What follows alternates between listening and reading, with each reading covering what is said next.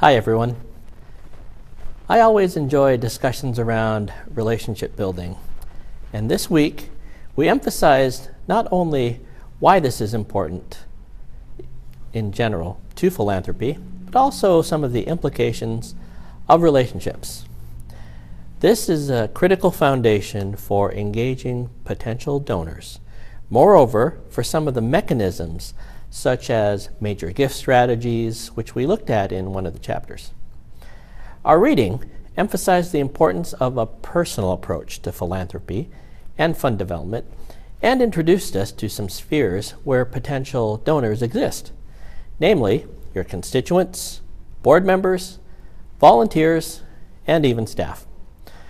From there, we looked at some of the mechanics of what is known in the industry as donor identification and development, and even some practical tools to evaluate.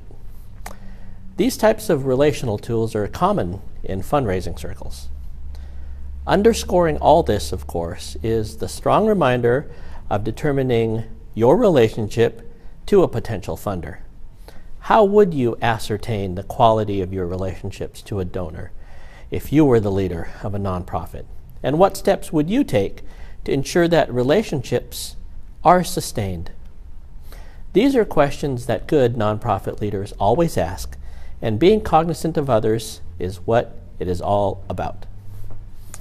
Now, one challenge brought up in the discussion thread is when these leaders or donors need some sort of say into what happens with the nonprofit organization because they feel entitled to that.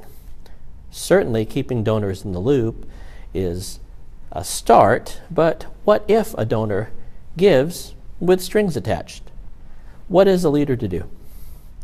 In my experience, I found that this is one of the biggest challenges of nonprofit leaders when it comes to fundraising, balancing the financial and resource needs of the organization with the outcomes and expectations of funders. There is not an easy answer, but I know that part of the answer considers good communication and a strong relationship between the leader and the donor. If that leads to constantly updating the donor, then that's what it takes. If it leads to public recognition of the donor, then so be it. Whatever the result, it only comes from knowing that other person. Next week, we'll delve into specific ways to solicit and secure funds. We'll take a look at electronic campaigns, events, and sources from traditional means through grants. We'll also prepare our first paper for submission at the end of the week. Some of the content of this upcoming week might be important for your paper, so take note. I'll have more notes and tips on the paper, as the goal is for you to analyze different ways that funds are solicited and analyze why they are or not effective. Ideally, if you want to include a personal illustration, all the better. All right, that's all for now. So as always, don't hesitate to contact me, which I know some of you have, and that's great.